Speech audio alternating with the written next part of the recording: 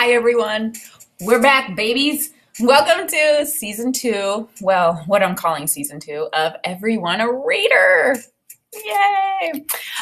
So taking a little break. We had 7 episodes, and then life got crazy, work and everything, and I had to kind of put this project off to the side. But now we are back, and the guest for the first episode of season two is so incredibly exciting. It's one of my best friends in the whole world, Heather Van Steenis. Heather is a KG1, KG2 teacher. Well, she's taught all sorts of things. She's taught up to grade 5, down to kindergarten, down to KG1. And she's just so phenomenal. She's a really creative, inspiring educator. She's just, you go into her classroom, it's beautiful. She could be like a Instagram influencer with just the things she has around her classroom. It's really, really cool. She is also one of my mom role models. Our kids are best friends. We basically became family this summer when we were here together in Saudi all summer. Our kids are now unofficial cousins. And whenever I'm struggling with mom stuff, she's the first person I go to if I need some advice or I just need to talk through things. She's a great listener. She does this move where she's going to laugh when I say this because it's something she's been practicing a lot, where if I come to her with something, she goes, "Are we problem solving or do you want me to just listen?" Where it's like, "Oh, yes, thank you for even asking me." Anyway, she's great. And then finally, she's just awesome, right? She's like one of my best friends. She's hilarious. We laugh so much together. She's silly. She's just a great human. Just a great human. And this is just a great episode of Everyone a Reader. So I'm so glad you were here. And without any further ado, let's find out what makes Miss Heather Van Steenis a reader.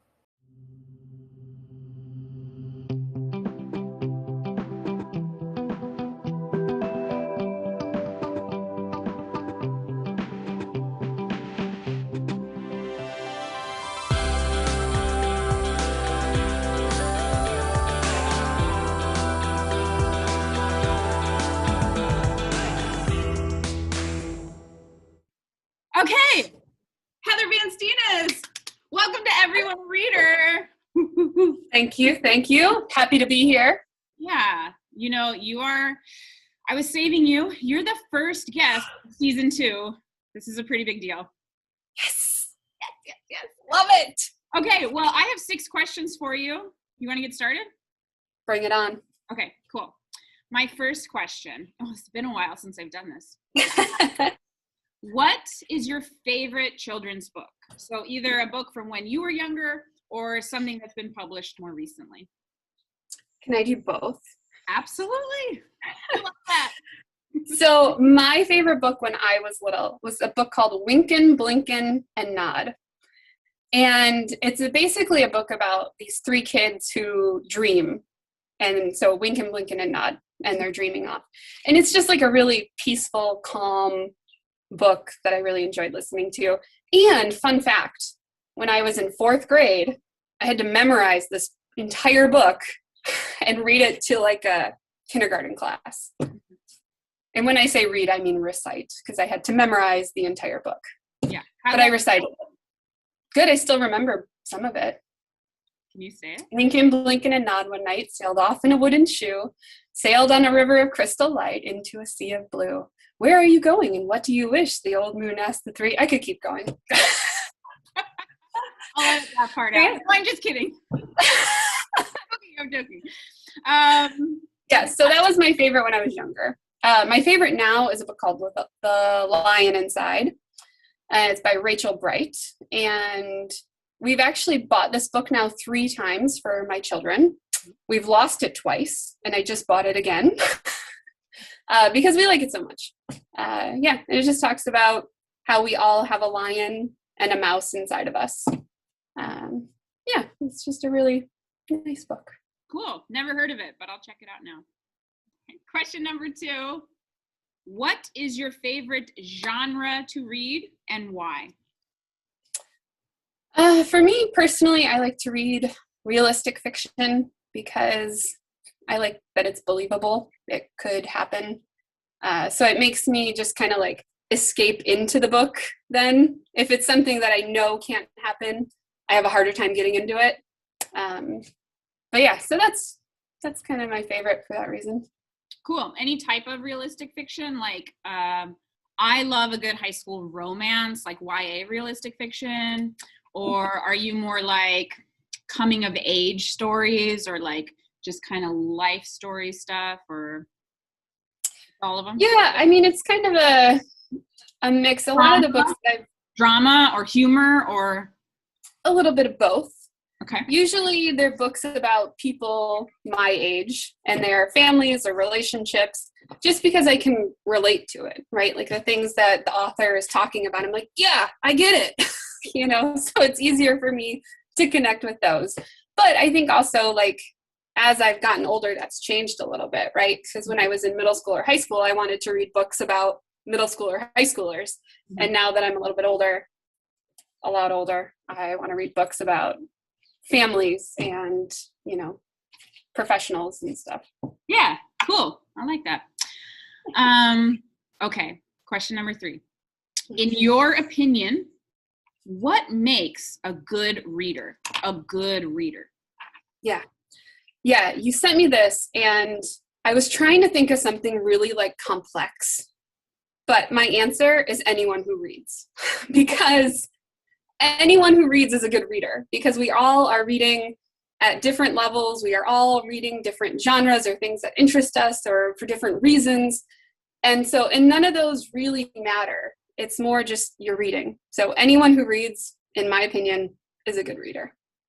Yeah, it's kind of a loaded question. I kind of expect people to say things like that.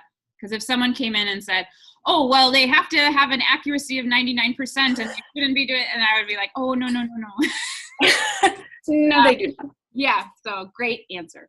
Well, okay. And also, like, I teach KG1 and KG2, and in KG1, it isn't appropriate for them to be reading words, right? And so they're reading pictures, and they're describing what's happening in the pictures, and that makes them a good reader as well, like noticing details in pictures and stuff. And yeah, so it isn't as simple as just words and genres, and it's just anyone who's reading anything is a good reader.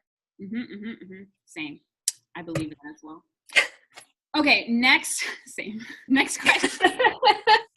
What is a strong reading habit that you have, or something that you want to have so you're going to work on? Yeah, it's kind of my one thing is both, because when I get into a book, I don't stop. Mm-hmm. And so that's good because I'm into it and I'm reading. My stamina is like crazy, right? Because I'm super into what I'm reading. But at the same time, when I don't stop and I just read an entire book in like a day, mm-hmm. I don't remember it as well as what I think if I had just kind of slowed down. Because it's like when you start reading, you're like, oh, I have to see what happens next. And then you just can't stop, right? Yeah. So that's something that, like, it's a habit I have. I don't necessarily not like it because I get really into it and then I don't want to stop. But at the same time, I think I need to slow down and just kind of enjoy it and really take it in and maybe think a little bit more deeper about what's going on. So what I'm hearing you say is if you slow down in your reading, you might enjoy the book a little bit more because you'd be thinking your own ideas and like not just using it for pure entertainment and like, just something you're really, really enjoying, but it would be more of an experience. Yeah.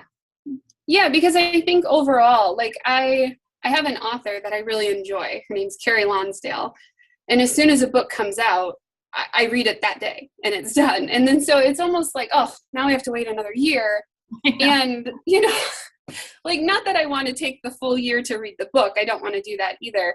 But I just think like her books, in my opinion, are like such masterpieces, right? That I don't want to just rush through it because there's more depth to it than what I realize when I'm reading it. Do you ever reread? I do. Yeah. And especially like after I finish reading a book, sometimes I'll go back and be like, wait a second. I remember this from like the middle. So I like flip back and try to figure out like, oh, if I had just thought about that, I would have gotten that before, you know? So maybe not necessarily reread the whole book, but I definitely go back and reread parts to like prove my point or, you know, what I thought. Cool. Sounds good. Okay, question number 5. Imagine you've just finished like the most amazing book you've ever read in your whole life, like top number 1. Wow, it's so great. What is the next thing you do? Not stop thinking about it. And I had a book like that over the summer, which I don't know if I want to say was like the best book I've ever read. That's a very bold statement, but it was a really good book by Carrie Lonsdale. And like, I thought about it for days because it just like wasn't adding up in my head, like what I thought was happening. And it wasn't until like 4 days later, after I finished like the last page of the book, that I think I was like making dinner or something. And all of a sudden I was like, oh, that's what was happening. Like it like all came together because I couldn't figure it out. I was like, why? Like that doesn't make sense. Why would that happen if this and that? And then it just like all this, and my mind just was like blown that it took me 4 days of thinking about this book to figure out what was actually happening. Yeah. So do you think about the plot, or you try to connect the dots, or is it just like it just stays in your brain kind of thing? Yeah, I think it was for this particular book, like trying to connect the dots, and how in what I was viewing or what I was thinking, how the dots were connected as I was reading just didn't make sense for the ending. And so it just confused me. But yeah, once I figured that out 4 days later of how it all connected, it felt real good. How long do you say maybe it took you to read that book? Like a day. Maybe a few days. So maybe 2, maybe. I'm going to connect the dots here. What do you think would have happened if it would have taken you 6 days to read the book? You think you would have gotten the ending as you read it? Well, that goes back to question 4. Yeah. That's what I want to work on as a reader, and that's definitely one of them. It was very entertaining, but yeah, maybe if I had slowed down a little bit, I would have realized things along the way. Well, the other point of that is you got there either way, right? Whether you went fast and then thought about it, or you could have taken the time to read, probably would have taken you the same amount of time just to get it. But that being said, I am really glad that I didn't just like close the book and move on. Because it really, I would not have, because now looking back at the book, I enjoy it way more like than what I did maybe when I closed it. Because when I closed it, I was like, oh, that was a really good book. Like, yeah, another good one from her. But yeah, it wasn't until 4 days later where I was like, that book was amazing, you know, because I did think about it. Yeah. Cool. I love it. Okay, last question. And this is a toughie, okay? I put it in here as the last one. It's a challenge. I want you to really stretch your brain here.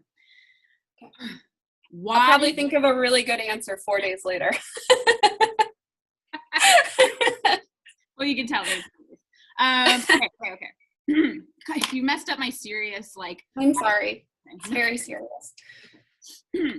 Why do you read? Me personally, or just in general, anyone? Oh, you. Like Heather Steenis, why do you read? Yeah. I read mostly for enjoyment. There's sometimes when I have to learn something, and it's a book that like somebody's told me to read to learn something. It's not a book that I've found to learn something. I don't enjoy it. But if it's something I want to learn and it's a book I found, I still enjoy it. So I feel like to learn, but also for pleasure. And I think the pleasure piece for me is more important because I'm not going to learn if I'm not going to enjoy the book. Yep. So even if it's a nonfiction book, I need to enjoy it. Otherwise, I'm just flipping pages and yeah. So for enjoyment, I love that answer. And that goes back to like what makes a good reader? Your answer to that one. It's just someone who reads, right? And like also likes reading.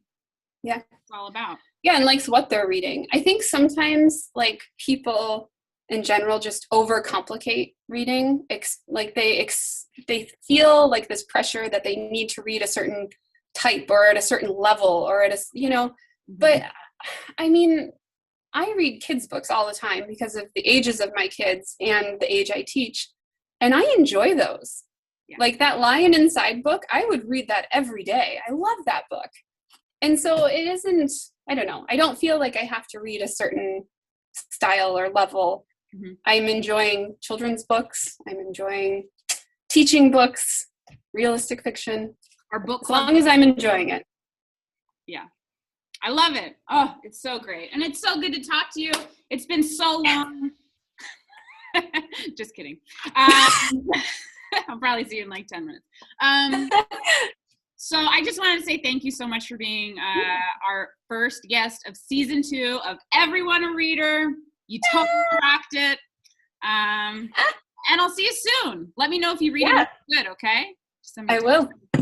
Okay. See you later, Heather. See you. Bye.